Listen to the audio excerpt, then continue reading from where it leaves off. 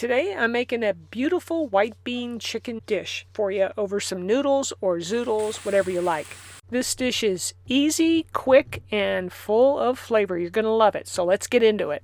I'm going to start off here with prepping up some onions. I'm going to do the super fine dice here. I'll have a whole yellow onion, and we're going to pop that in a frying pan with some olive oil, and we're going to saute these for 10 minutes or so until they get nice and soft. Then I'm going to add some garlic, minced garlic to this to give it some great flavor.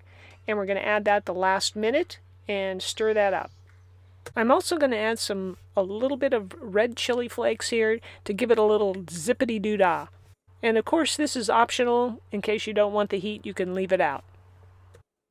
Now while your onions are sauteing, this will give you a chance to make your sauce. It's really simple and easy to do, and it only takes a few minutes.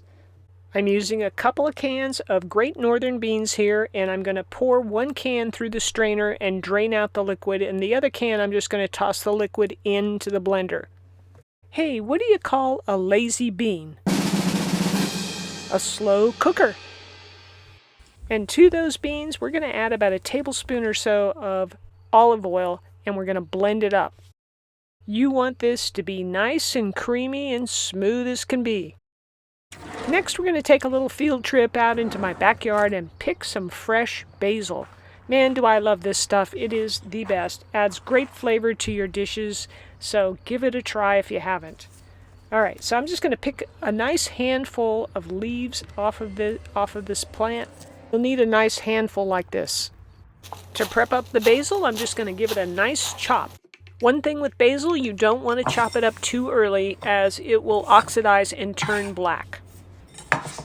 Now back to our onions in the pan. You can see they look nice and soft, so now I'm going to add the beans that have been pureed. Now you can see from this that the sauce is quite thick and it will thin out, and we can always thin it out even more if we want to add a little bit of chicken broth. That'll take care of it. To add a little acidity to the dish, we're going to add some diced tomatoes that are fire roasted and our chopped basil. We're also going to add a little bit of Worcestershire sauce and some salt.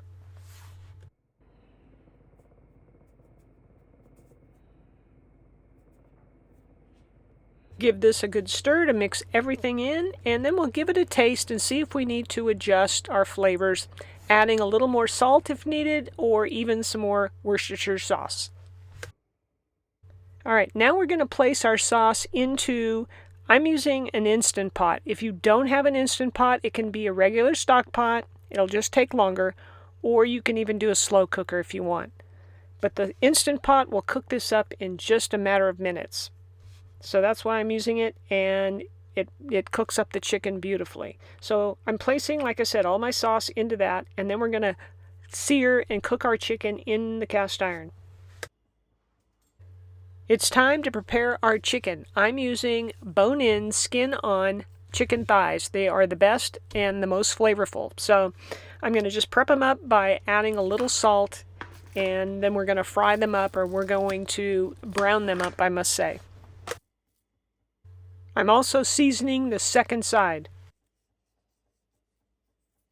You can see I'm placing the chicken skin side down because I want to get a nice beautiful sear on the chicken. These are 5 beautiful chicken thighs, and I'm pretty sure I can squeeze all 5 in my pan. Alright, we're going to let those sear for about 5 minutes until they get nice and browned up. Now it's time to flip those thighs over. Let them go another maybe 4 minutes on the second side, and then we're going to put them in the Instant Pot with the sauce. Now one thing's for sure, you're going to have plenty of sauce, so when you serve this, you can serve it over pasta or zoodles or whatever you want, and you'll have plenty. I decided the sauce needs to be thinned a little bit, so you can add, like I said, some chicken broth to this, and right here I'm only adding about a 1/4 cup. Okay, so make sure you nestle your chicken down into the sauce. I'm going to place the insert back into the Instant Pot and put the lid on it, and then we'll fire it up. Alright, I'm going to set the Instant Pot to 12 minutes on pressure cook, and it should be done. In the meantime, I'll have time to boil my noodles or cook up my zoodles. I've got myself some zoodles here. I'm just going to fry them up in a little bit of olive oil, and they're done in like 5 minutes. And for my family, I'm cooking some regular pasta, and not just, you cook that according to the package. Here's our chicken and sauce done in 12 minutes. I'm telling you, it's a quick meal, and you're going to love the flavor. Rex is doing a cameo for us today. Now, to serve this up, I'm going to place our pasta right on the plate. It's piping hot, as you can see. And then we'll add that sauce and chicken. Now, make sure to add plenty of that delicious sauce on there and get it all over your noodles. It's very savory and creamy. You're going to love it, and of course, it's healthier. I like to finish it off with a little freshly grated Parmesan cheese, but you can do whatever you like on that. I also like to finish it with just a little bit of garnish of basil. Let me know in the comments if you're going to try this out. All right, you made it to the end. Here's our joke. Why couldn't the pasta get into his house? Because he had gnocchi. I'm thinking you need a great dessert to go with this meal for dinner, so try out my quick tiramisu. Again, it's a quick and delicious recipe that you and your kids are going to love. Click the link on the screen and it'll take you right to the recipe. Thanks for watching, everybody.